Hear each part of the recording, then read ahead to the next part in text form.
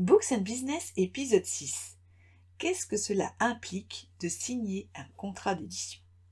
Beaucoup trop de mes connaissances se sont mordus les doigts après avoir signé un contrat d'édition pour que je n'aborde pas ce point dans ce podcast. Et je vous révélerai en conclusion les 2 seules raisons valables que je vois à être édité aujourd'hui. Je le suis moi-même d'ailleurs pour mes livres jeunesse. En effet, si vous décidez de signer un contrat d'édition, je souhaite que cela soit en toute connaissance de cause, afin de vous éviter de grandes déconvenues plus tard. Petit générique d'intro d'abord.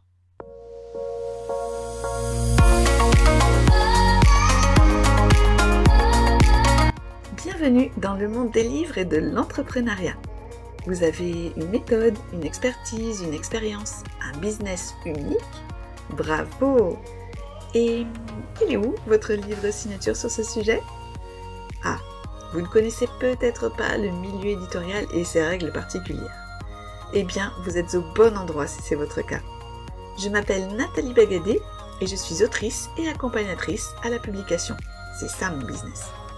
L'ambition de ce podcast est de vous éclairer sur ce que cela signifie de publier votre livre signature de manière à la fois professionnelle et épanouissante. C'est donc parti pour l'épisode du jour. Laissez-moi vous raconter une histoire. Je suis autrice après tout et j'adore ça, vous vous en doutez. Nous sommes en 2012. Je suis à la caisse du supermarché, je viens de payer mes courses, j'ai mon petit dernier assis à l'avant du caddie et mon téléphone sonne. Lorsque je vois le nom de la maison d'édition à laquelle j'ai soumis mon tout premier manuscrit s'afficher, je décroche immédiatement. Et là, je m'en souviens comme si c'était hier, j'entends mon premier « oui ». Oui, je vais être éditée. Je saute de joie, on ouvre une bouteille de champagne à la maison le soir, youpi. Mais 2 ans plus tard, c'est un peu la fête à la grimace. Car, entre-temps, je n'ai pas signé un, mais 2 contrats d'édition, avec 2 maisons d'édition différentes, et j'ai découvert les réalités qui se cachaient derrière ceci. Et la première chose, c'est que j'ai perdu tous mes droits sur mon texte. Car un contrat d'édition n'est ni plus ni moins qu'une cession de vos droits sur votre manuscrit. Cela veut dire que si la maison d'édition n'a pas le droit de changer une ligne de votre texte, en revanche, celui-ci lui appartient désormais. C'est elle qui décide ce qu'elle va en faire. Et cela, ce n'est pas très facile à vivre. Car souvent, un livre, ce n'est pas une succession de mots sur des pages. Ce sont nos vies, nos âmes, nos cœurs, nos idées qui sont couchées sur le papier. Et ça peut être douloureux de perdre le droit d'en faire ce que l'on veut. Ensuite, j'ai réalisé que non seulement je n'avais plus aucun droit sur mon texte, mais que je n'en aurais jamais aucun sur l'objet livre. C'est la maison d'édition qui décide d'éléments aussi importants que le titre définitif, le prix du livre, son tirage, sa date de publication et un point fondamental, sa couverture. Des éléments clés où l'auteur, l'autrice au mieux est consulté en amont, au pire découvre les choix qui ont été faits, des choix avec lesquels on n'est pas nécessairement en accord via les réseaux sociaux. Je ne vous cache pas que pour moi, ça a été la raison principale de mon choix de l'auto-édition. Le deuxième point sur lequel je souhaite attirer votre attention, c'est la durée. La durée de votre contrat déjà, qui, si vous ne faites pas changer la mention qui figure classiquement sur les contrats, vous engage jusqu'à 70 ans après votre mort. C'est beaucoup. À ce sujet, la Ligue des auteurs professionnels, le syndicat qui représente les auteurs, a conçu des modèles de contrats équitables. Et la Ligue recommande de ne pas s'engager pour plus de 10 ans, ce qui est déjà un peu long. Moi, je vous conseille de mon côté de partir sur 5 ans, renouvelables. Ensuite, puisqu'on parle de durée, évoquons les délais, qui sont extrêmement longs. Entre le moment où vous signez votre contrat d'édition et le jour où le livre est enfin publié, il peut s'écouler des années. À l'heure actuelle, et notamment suite aux confinements successifs, les maisons d'édition ont pris un retard de 2 ans en moyenne sur leur calendrier de publication. Quand, dans le même temps en revanche, les soumissions de manuscrits, elles, ont augmenté de 40%. Je pense qu'on peut dire que le marché est saturé. Et enfin, toujours dans ce chapitre de la durée, il me faut évoquer celle de la durée de vie de votre livre. Un livre en maison d'édition a une mise en avant relativement courte, de quelques semaines à quelques mois seulement. En effet, il faut ensuite faire de la place aux autres livres, aux autres auteurs de la maison. vous ne disposez que de très peu de temps pour faire la différence. Et lorsque la lune de miel est terminée, votre livre cesse d'exister. Je l'ai déjà dit dans ce podcast, mais je le répète parce que c'est très important. Moi, mon best-seller annuel, celui que je vends le plus chaque année, reste mon premier roman auto-édité, paru en 2014. S'il avait été publié en maison d'édition, il n'existerait plus aujourd'hui. Et non seulement ce serait une perte financière, mais surtout, ce serait un véritable crève-cœur pour l'autrice que je suis. Finalement, troisième point concernant la réalité des contrats d'édition, c'est l'aspect financier. Les droits d'auteur, ce n'est pas un secret, varient entre 5% pour un premier livre pour un auteur inconnu, à 10% du prix hors taxe du livre pour un contrat lambda. Jean d'Ormesson, sur la fin de sa vie, était connu comme « Monsieur 20%, c'est vous dire si son cas était unique ». Bon, ça c'est connu. Un auteur édité gagne peu d'argent, ok. Mais ce que vous ne savez peut-être pas, c'est que ces 10%, c'est la part la moins importante du gâteau que se partagent les différents acteurs du métier du livre. Et je tiens à préciser d'ailleurs que ce n'est pas l'éditeur qui en prend la plus grande part, contrairement à ce qu'on pourrait croire.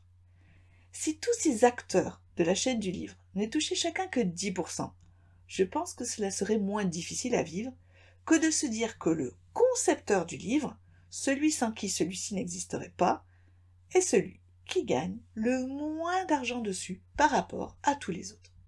Il y a une aberration, une injustice là-dedans qui personnellement ne passe pas. Et puisqu'on parle d'injustice, il me faut également évoquer le cas des faillites de maisons d'édition, bien plus nombreuses qu'on ne le pense, et qui pénalisent avant tout les auteurs, surtout lorsque le dépôt de bilan a lieu avant que le moindre droit d'auteur leur ait été versé. Bien sûr, cela concerne essentiellement les petites et moyennes maisons d'édition, mais ne nous leurrons pas, ce sont elles les plus à même de vous proposer un contrat d'édition. Donc on l'a vu, signer un contrat d'édition, c'est loin, très loin d'être anodin. Avant d'embrayer sur la conclusion et sur les 2 raisons pour lesquelles vous devez uniquement, à mon avis, avoir recours à l'édition à compte d'éditeur, voici le petit générique de fin. Merci de votre intérêt pour Books and Business. J'espère vous avoir fait découvrir une nouvelle facette de l'auto-édition de votre livre aujourd'hui.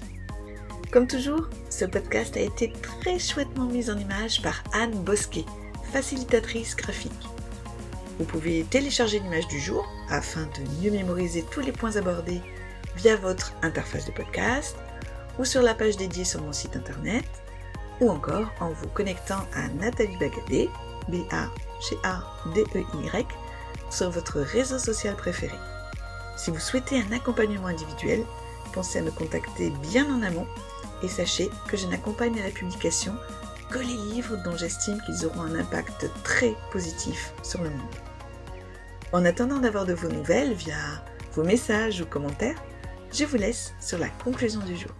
Donc, vous l'aurez compris, signer un contrat d'édition, c'est 1. Renoncer à ses droits, 2. Attendre longtemps pour voir son livre ne vivre que fugacement, et 3. Accepter d'être très peu rémunéré pour celui-ci. Toutefois, vous devrez en passer par là si vous êtes dans l'une des 2 situations suivantes. Premier cas de figure, vous n'avez pas le temps ou pas les capacités ou pas le droit d'éditer votre livre. Là, vous avez nécessairement besoin que quelqu'un prenne en charge ces tâches. Et je vous l'ai déjà dit dans l'épisode 3, comme je vous déconseille fortement d'avoir recours à l'édition à compte d'auteur, il ne vous reste que la maison d'édition traditionnelle ou les prestataires de services. Deuxième cas de figure, et c'est le plus fréquent, bien évidemment. C'est pour cela que les maisons d'édition sont toujours des acteurs essentiels de cet écosystème. Vous avez moralement besoin de passer par un éditeur, d'être adoubé en quelque sorte.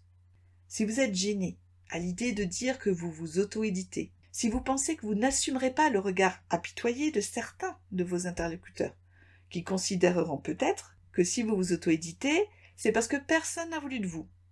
Alors oui, vous avez besoin d'avoir recours à la légitimité que procure une maison d'édition. Sans compter que celle-ci va le plus souvent vous accompagner et vous aider à améliorer votre texte, ce qui peut être une expérience très enrichissante. Mais personnellement, je trouve que c'est un peu cher payé. Alors, il me faut toutefois nuancer mes propos. Je suis moi-même autrice hybride, je vous l'ai dit, c'est-à-dire que certains de mes livres actuels sont édités.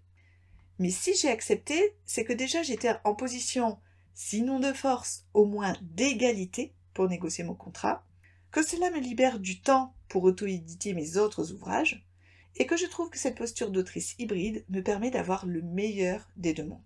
Certains d'entre vous vont me dire que la force d'une maison d'édition, c'est sa distribution et sa diffusion, mais ce sera le sujet d'un prochain podcast car aujourd'hui, ce n'est pas à mon avis autant le cas qu'autrefois.